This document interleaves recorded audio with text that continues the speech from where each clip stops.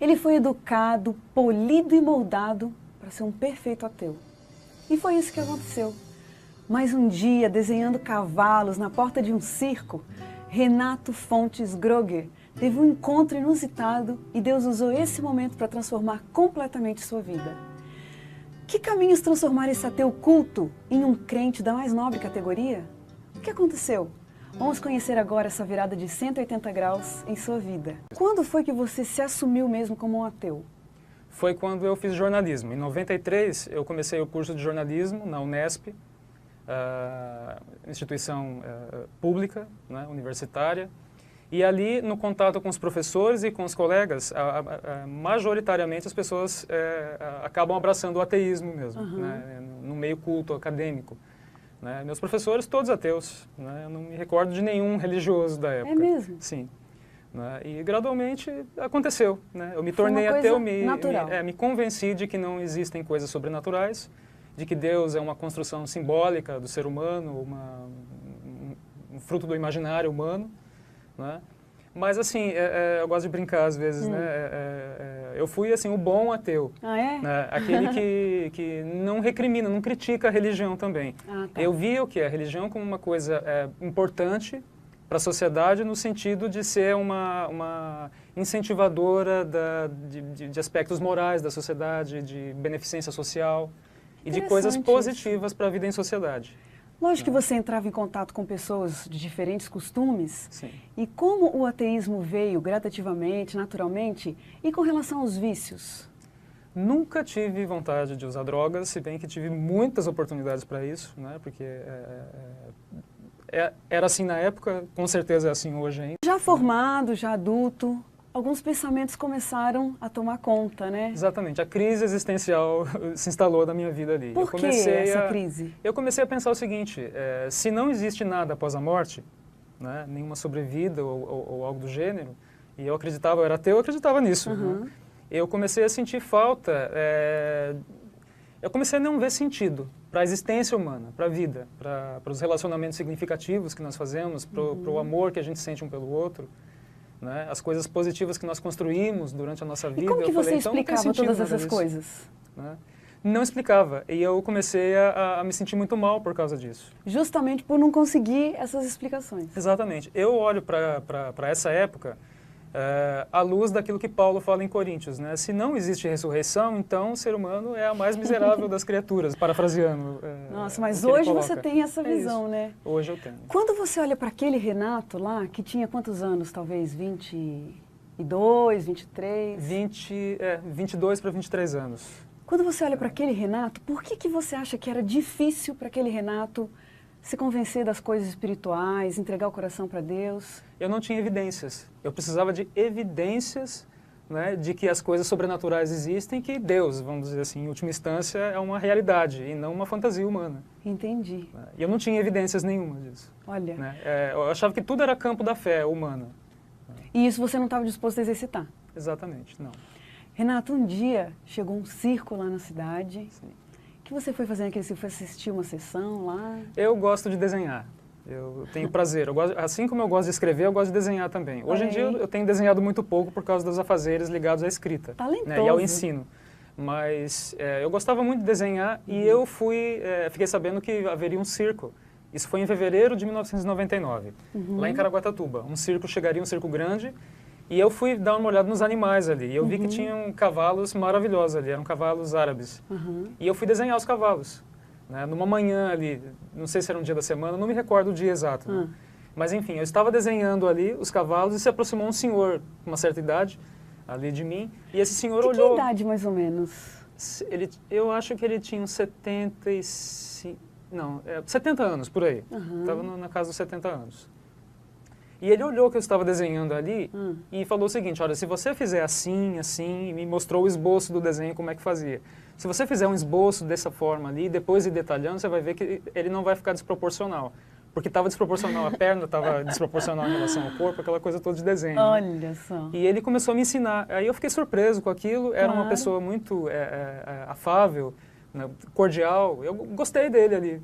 Então nós nos apresentamos, conversamos um pouco. Como era o nome dele? Antônio Rios. Antônio Rios. Ele foi, né, faleceu há 1 ano e meio agora.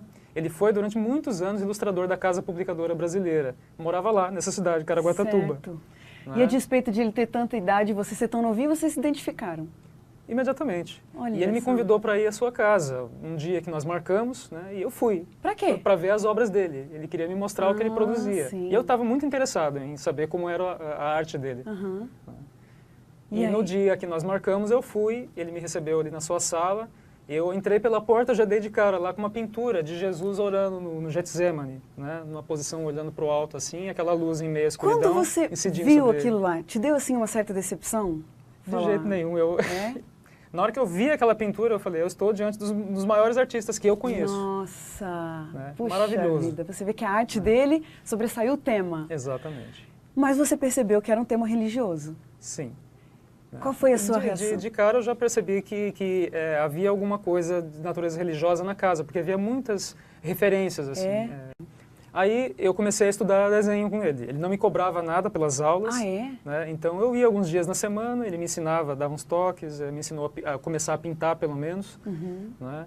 E paralelamente a isso, foi passando o tempo, ele começou a me fazer convites para estudar a Bíblia. Ai, ai, ai, ai, ai. Na casa dele. Ah, lógico, você viu que o tema dele era um tema religioso. Sim. Você já percebeu que ele era também uma pessoa religiosa? Sim. De cara eu já percebi, mas isso foi ficando mais claro ao longo do Sim. tempo. E né? aquela sua resistência? O fato de você não acreditar nessas coisas da fé e tal. Como que você lidou com essas duas coisas? Veja bem, eu fui arrumando desculpas para não ir a essa reunião de estudo da Bíblia durante vários meses. Né? Mas chegou um momento ali que até por uma questão ali de educação, de reconhecimento, né? Ele era tão gentil comigo e não cobrava as aulas. E a amizade era tão gostosa, tão bonita. Né? Ele era uma pessoa fantástica. A religião, ela transforma, realmente. É verdade. Né? Torna a pessoa mais bonita, mais calorosa e o relacionamento flui naturalmente. Né? Chegou uma hora que você não pôde mais negar. Não. Aí eu falei, bom, pelo menos um dia eu vou para dizer que fui. Nesse momento, enquanto isso, quanto tempo será que durou essa amizade até você ir pela primeira vez nesse grupo de estudos? Tá, foi assim, em fevereiro nós nos conhecemos, comecei a frequentar a casa dele, em agosto, foi uma terça-feira, à noite, foi esse dia que eu fui. Foi o dia que você foi? Talvez tenha sido mais pro final de agosto. Durante esse momento, aqueles sentimentos de crise, aquilo continuava ainda te acompanhando? Continuava, mas a amizade dele me fazia muito bem. Renato, você sabia que implicações teria se você aceitasse ir nesse grupo de estudos da Bíblia? Não, eu imaginava ir nesse primeiro encontro por uma questão de cordialidade, de educação e depois eu... Era só essa a sua intenção? Arrumaria mais desculpas. Como você pode perceber, um ateu, gostava de heavy metal, envolvido com pintura, envolvido com a escrita, de repente se encontra com um senhor cristão e aceita um convite para um grupo de estudos da Bíblia. Várias perguntas se levantam a partir daí. E agora? O que será que aconteceu naquele primeiro dia, naquele encontro? E a partir desse encontro, que mudanças aconteceram na vida do Renato Groger?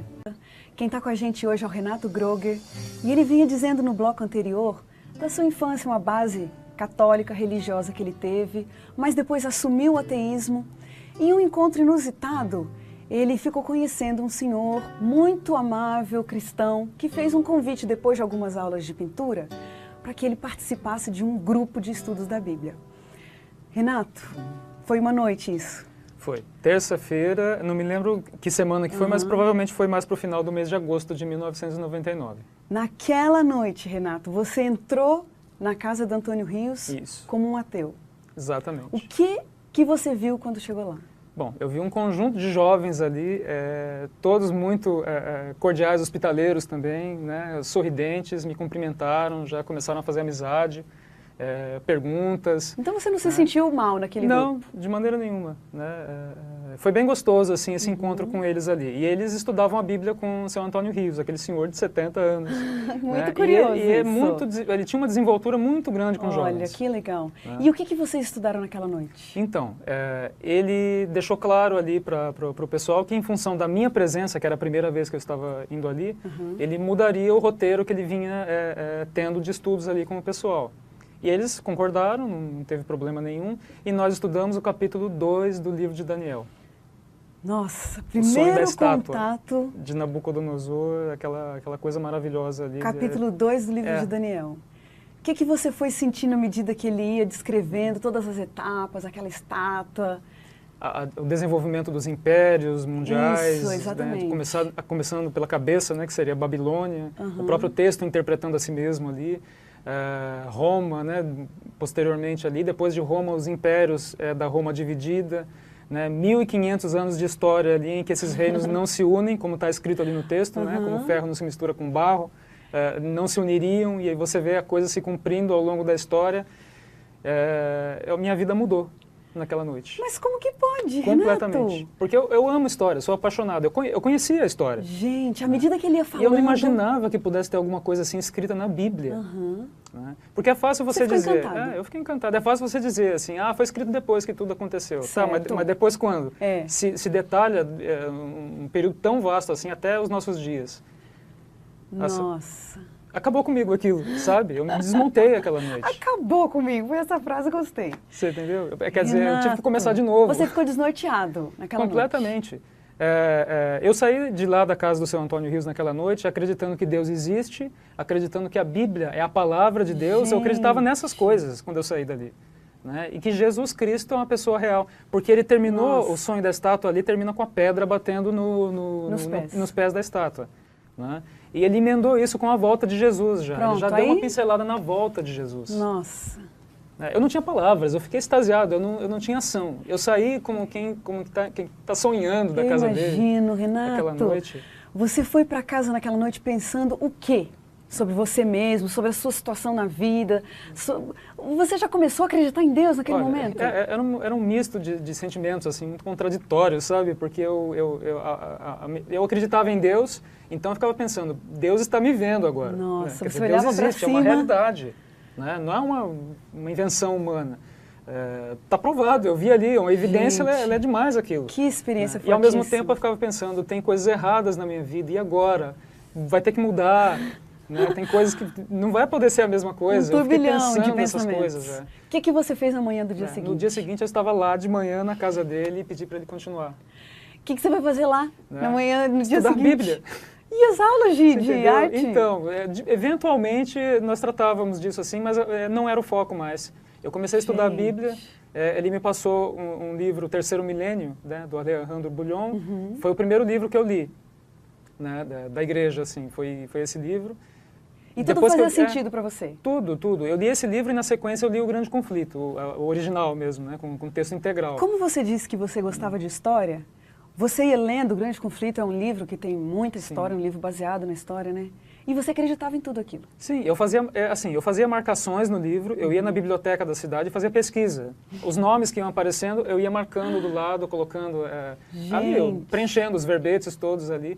Quer dizer, meu livro O Grande Conflito, ele é todo marcado ali. Olha, que legal. Né? E eu decidi que eu tinha que me batizar depois daquilo.